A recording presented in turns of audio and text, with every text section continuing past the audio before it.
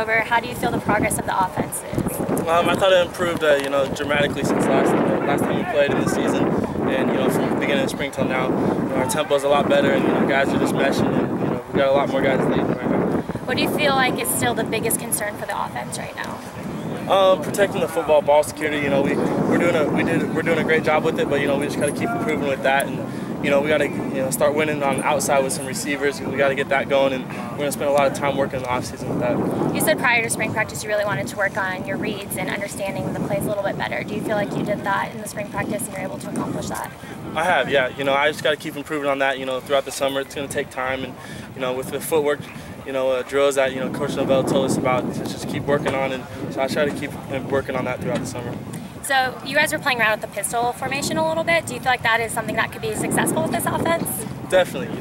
Guys, defenses, they like to tip the where to bring the pressure, and kind of with the running back on one side, they can kind of narrow down what the play is, and so with him behind me, we can go many ways, and it helps out with the protection as well. So you're coming out of spring, you're the starting quarterback. Do you feel like you have that position locked up for the fall?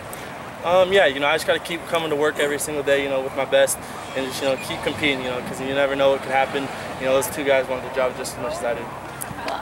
And so with the newcomers coming into fall, how do you feel like that will benefit the offense? Dramatically. We got some great wideouts coming in, some offensive lines, some running backs. So just we got to keep, getting those guys in, take them into our family, and just, watch film with them, and just take them in and get them going where we're at. Being a leader on the offense, what do you feel like you have to do personally to make sure that this team lives up to the expectations Coach Graham has for the fall?